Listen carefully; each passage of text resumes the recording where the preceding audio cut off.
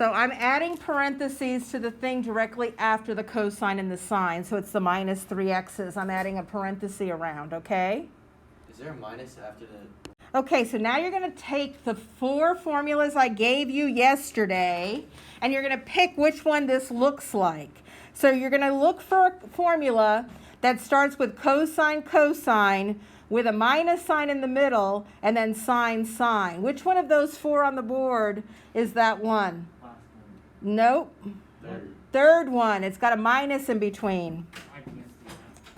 Third one. So the third one says cosine of alpha plus beta equals cosine of alpha, cosine of beta, minus sine of alpha, sine of beta.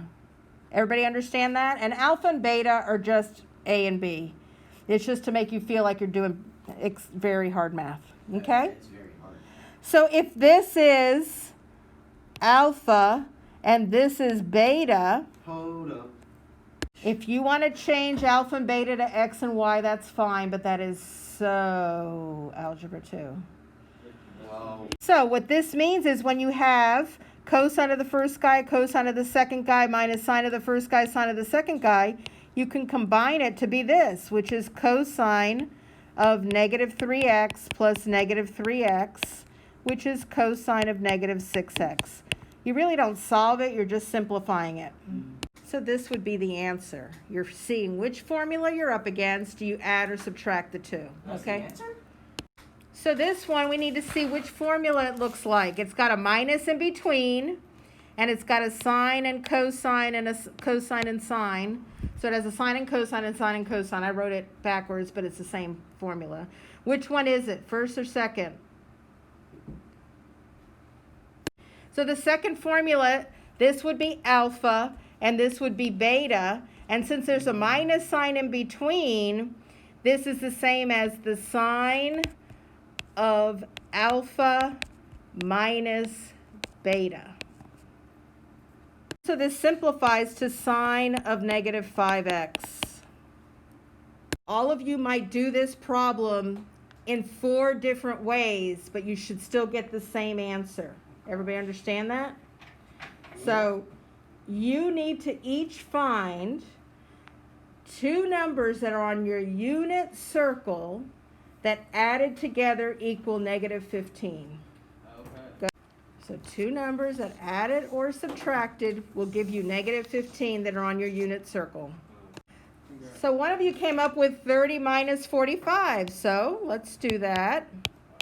Is that the only answer? No. No. 225 and 240. Perfect. And then minus 330. Yes. So if you each did your own, it would all give you the same answer. Is it easier to do like a lower number then? I like first quadrant because everything's positive. You don't have to worry about negatives. But if you can't do that, it's fine too. Is it same rules apply to all students? What I'm trying to teach you is a very small amount of concepts about the unit circle and then show you all the things it's used for. And the concepts do not change. The rules don't change. The problems just get a little bit more complicated. Okay? So here, this guy would be alpha and this guy would be beta, or x and y, whatever you want. And you're going to look at the formula that says sine of alpha minus beta. Everybody get that? Which is the second one. And that's going to be sine of the first guy of alpha. Let's write it out. Sine of alpha minus beta is sine of alpha cosine of beta minus sine of beta cosine of alpha. Everybody get that? So now we plug and chug. We say sine of 30 minus 45 equals sine of 30 cosine of 45 minus sine of 45 cosine of 30. And now we look at your unit circle. I'll wait. So now we look at our unit circle, and the sine of 30, I believe, is 1/2. Somebody check that for me. The cosine of 45 is root 2 over 2. Somebody check that for me. The sine of 45 is root 2 over 2. And the cosine of 30 is root 3 over 2.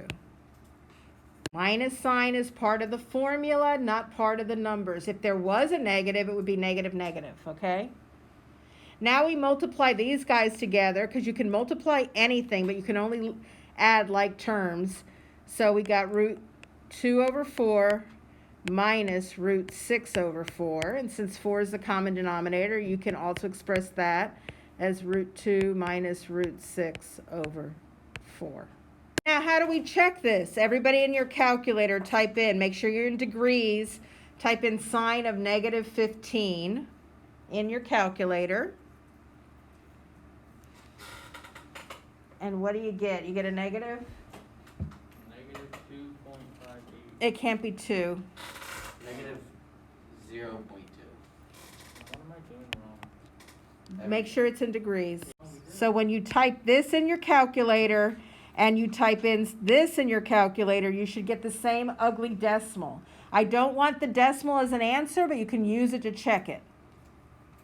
So this looks like the fourth one, and that's cosine alpha plus minus beta, right? Equals cosine of alpha, cosine of beta, plus sine of alpha, sine of beta. Okay? So that means that if this is alpha and this is beta, what do? We subtract them from each other. What is 268 minus 118? 150? So they want the cosine of 150. Is that on your unit circle? What is it? Negative root 3 over 2. It is correct. That equals negative root 3 over 2.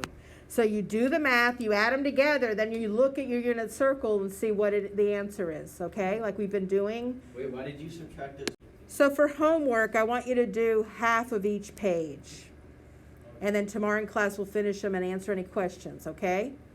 But you have to be done by tomorrow at the end of class. So pace yourselves. So is the answer cosine of 150 degrees or negative root 3 over This 2? is the answer to this question. Okay. All of this equals this, and this is easy to answer because it's on your unit circle. Okay? What if it's not on a